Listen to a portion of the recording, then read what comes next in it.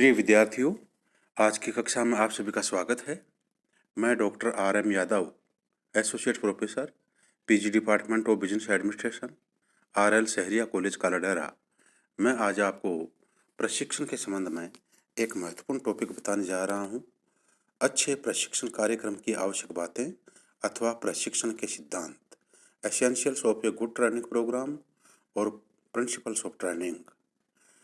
यह topic functional management का भी महत्वपूर्ण टॉपिक है और ह्यूमन रिसोर्स मैनेजमेंट मानव संसाधन प्रबंधन का भी महत्वपूर्ण टॉपिक है। बीकॉम पार्ट 3 के विद्यार्थियों के लिए भी महत्वपूर्ण टॉपिक है और एमकॉम फाइनल बिजनेस एडमिनिस्ट्रेशन के विद्यार्थियों के लिए भी महत्वपूर्ण टॉपिक है। अतः ध्यान से सुने। प्रिय विद्यार्थियों, प्रशिक्षण के कार्यक्रम की सफलता के लिए प्रशिक्षण के कुछ सिद्धांत अवश्य होने चाहिए। मनोवैज्ञानिकों ने विभिन्न सिद्धांतों का प्रतिपादन किया है जो क्रमशः मैं आपको बताने जा रहा हूं। सभी विद्यार्थी ध्यान से सुने। प्रशिक्षण का प्रथम सिद्धांत है मोटिवेशन, अभिप्रेरण का सिद्धांत। फिलिपो के अनुसार जितनी अधिक कर्मचारी को अभिप्रेरणा दी जाएगी उतना ही वह शीघ्र व अच्छी तरह से नए चातुर्य एवं ज्ञान को प्राप्त कर सकेगा। इसलिए अभिप्रेरण को प्रशिक्षण का प्रथम सिद्धांत माना जाता है। जब तक कर्मचारी को प्रशिक्षण के लिए मोटिवेट नहीं किया जा सकेगा तब तक उसे समुचित प्रकार से प्रशिक्षण देना असंभव भले ही न हो किंतु कठिन अवश्य हो जाएगा। लोग किसी भी बात के संबंध में बहुत अधिक तब तक नहीं सीखेंगे जब तक कि उन्हें सीखने के लिए मोटिवेट नहीं किया जाए। कर्मचारियों को अभिप्रेरणा वित्तीय एवं अवित्तीय दोनों ही तरीकों से दी जा सकती है। प्रबंधकों को दोनों ही तरीकों का प्रयोग करना चाहिए। दूसरा सिद्धांत है प्रगति प्रतिवेदन का सिद्धांत, प्रिंसिपल ऑफ प्रोग्रेस रिपोर्ट। प्रशिक्षण का यह सिद्धांत बताता है कि समय समय पर यह ज्ञात करना चाहिए कि कर्मचारियों को किस सीमा तक प्रशिक्षण मिल पाया है। दूसरे शब्दों में थोड़े थोड़े समय के पश्चात इस बात को ज्ञात करते रहना चाहिए कि कर्मचारी ने किस सीमा तक प्रशिक्षण प्राप्त करने में प्रगति की है।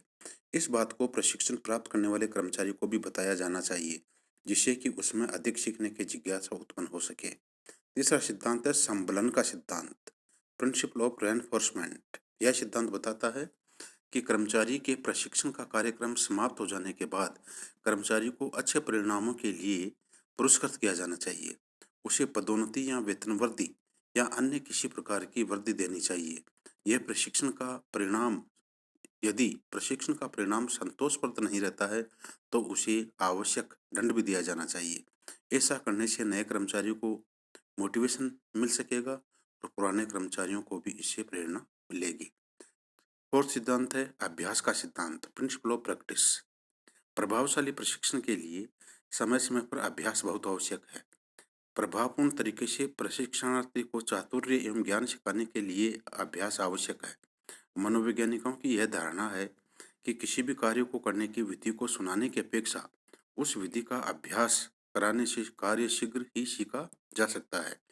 पांचवा सिद्धांत है पूर्ण बनाम आंशिक सिद्धांत, होल वर्सेस पार्ट। प्रशिक्षण कार्यक्रम तैयार करते समय इस सिद्धांत का पूरा ध्यान रखा जाना चाहिए कि संपूर्ण प्रशिक्षण एक ही साथ दिया जाए या आंशिक रूप से दिया जाए। यदि प्रशिक्षण कार्यक्रम अधिक विस्तृत है तो प्रशिक्षण आंशिक रूप से दिया जाना चाहिए तथा यदि प्रशिक्षण कार्यक्रम एक ही है तो एक ही बार में पूरा कर लेना चाहिए।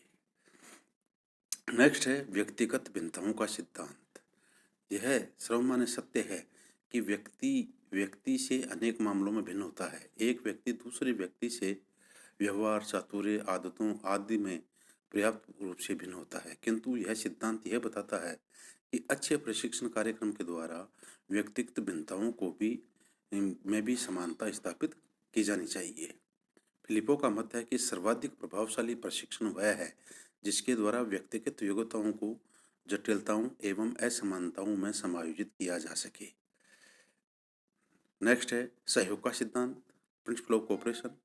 प्रशिक्षण को प्रभावशाली, मितव्ययी एवं अल्पकालीन बनाने के उद्देश्य से प्रशिक्षणार्थियों का सहयोग प्राप्त करना आवश्यक होता है।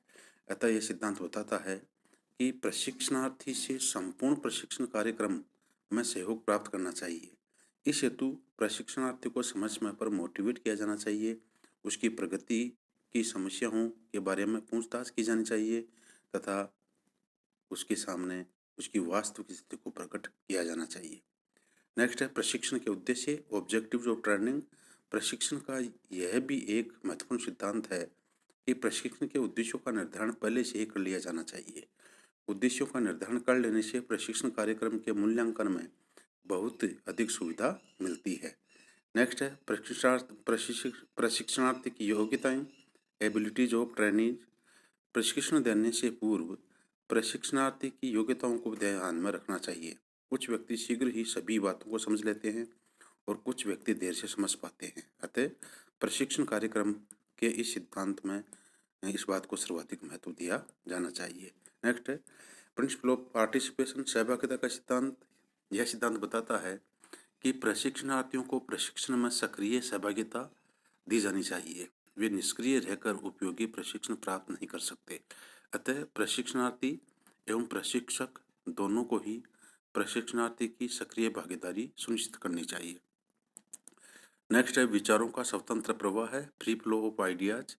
प्रशिक्षण की सफलता के लिए आवश्यक है कि विचारों का स्वतंत्र प्रवाह बना रहना चाहिए। इसे प्रशिक्षण कार्यक्रम सदैव नवीनतम एवं उपयोगी बना रहता है। और लास्ट का सिद्धांत है सुव्यवस्थितता का सिद्धांत, प्रिंसिपल ऑफ वेल अरेंज्ड। प्रशिक्षण का यह सिद्धांत कहता है कि प्रशिक्षण कार्यक्रम सुव्यवस्थित होना चाहिए।